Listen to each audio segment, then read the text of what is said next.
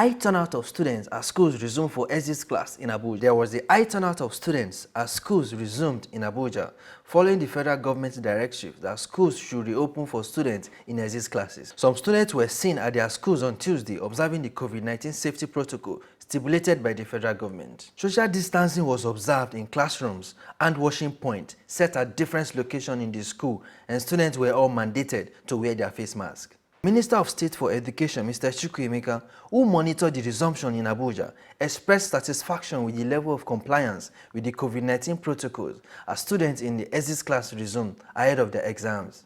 I've just been in the dormitories. The few children who are there are working on it very, very well. I admire Peter, Emmanuel, and Isaac. We met with Jonathan, Cindy, and a couple of the students. Very lovely students. They already understand the protocols because they are seniors. Senior students. They already have done a lot. If you were with us inside, you can see how they space themselves out. They've done very well. I was in Apo this morning. I was at Apo government boys school this morning. I've seen their own state of preparedness. Yesterday we received reports from the federal principal at QC. She explained everything that they're doing. They're almost in the same dogun. Everybody has properly distanced the classes, properly distanced in fact, you can see how big this school is, and you're just bringing only 100 students.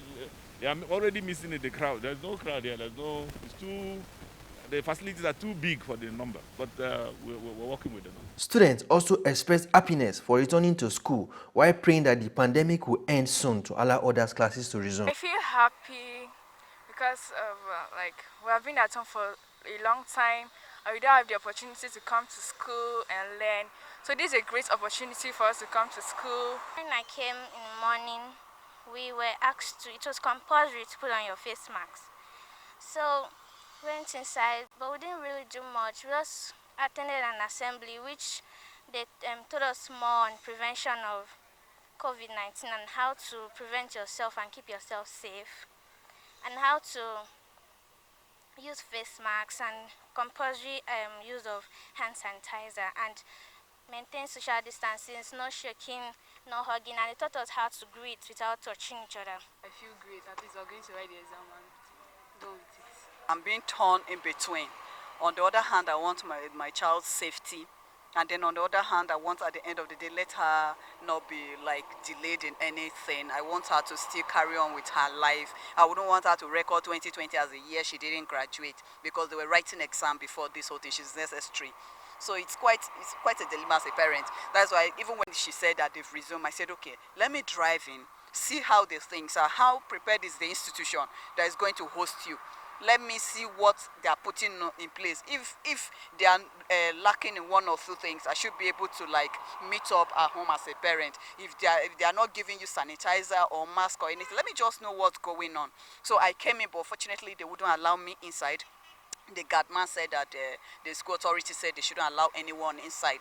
But looking from afar, I cannot judge because my purpose of coming was to be able to assess what they have on ground before calling back students. But since I can't go in to do that, I have decided that I will go home, get my child ready, and also have a one-on-one conversation with her as for the safety of her coming and going back home to meet us.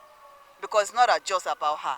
She can come in and get this and then go back home and, infect the rest of us. So I'm trying to see how I can manage that. The Nigerian institution, the Nigerian people, the Nigerian mentality is a problem. Let me tell you, my coming here on a normal day, if you are not going to allow the student in, you should be able to allow we parent in, to be able to assess what is on ground. And you are telling the security man not to allow us in. What do you mean by that? How does that make sense? And you want me to release my child to you? It doesn't make sense. My coming was to see what the school have on ground, to be able to know. And as a parent, you may be able to say, okay, I have sanitizer. Let me help you. It's like, this is where you are lacking. But the school is not even in communication with parents. The way we are so reluctant about things, sometimes it gets alarming. The least you can do is to allow me have access to this school. Let me see what you have on ground. How is the sitting arrangement like? Are you going to be putting them 2-2 or 3-3 in a class? Let me just have idea of what my child is going to be going through. But at the Nigerian situation, as we're always battling it, I have been told not to go into the school premises. And it's very annoying. In as much as I'm trying to keep my composure, it's very annoying. You're always worried about children because they don't have the ability to make the most rational decisions sometimes. But in as much as the fear is there, you just have to talk to them, tell them, educate them, and let them write their exams and come back home. Is in and out. Just go to school, come back, no form of socialization. Just educate them every morning before they leave the house. Because if you say you're afraid and you don't let them go and write the exam, how would they move on to the next class? But I feel like there are other ways they can use to assess them. Not necessarily classroom exams or anything. There are other ways you can assess a child and be able to promote them.